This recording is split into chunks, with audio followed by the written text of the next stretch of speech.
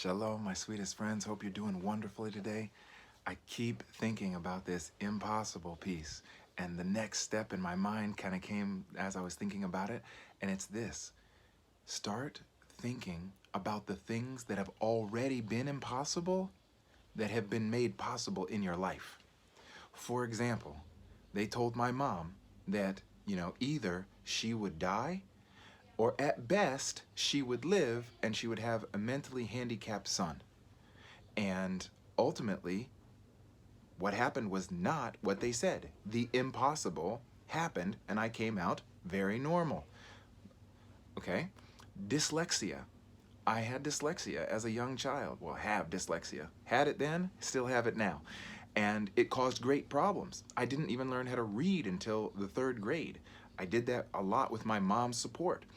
But ultimately, I came to a place where I got into, I got my undergrad, I got a graduate degree, all with this learning disability for a kid that was supposed to be, according to what they had said to my mom, he's a special kid, he should be in a special class. And so ultimately she disagreed.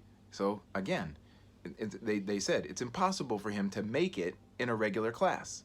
Well, the impossible became possible with a lot of help and a lot of support from my mom. And what about this? I joined the United States Air Force, and I took a test called the AFOQT. I failed this test 2 times. They said, listen, we're going to get a waiver. You can take it a 3rd time, but this is it. So I took it the 3rd time. I failed it. They go, basically, if you fail the 3rd time, you cannot go in as an officer. Well, you know what? It just happened to be that the Air Force made a waiver for 2 years. And this happened to be the first year that they were doing it. My officer calls me in. Colonel Bell, sweet man, comes in. He says, Alec, I got good news and bad news. And I was like, okay. He said, the bad news is you failed the FOQT for the 3rd time. I was like, it's a standardized test. I just wasn't good at them. And he said, the good news is the Air Force is coming up with a waiver for people just like you. Great leaders, great academic scores, just not good at standardized tests. And so we're going to put you in for this waiver, and we think you're going to receive it. I was like, okay, go for it. If it works, I'll go in. If it doesn't, then I won't go in the Air Force. Okay. And ultimately, I got in.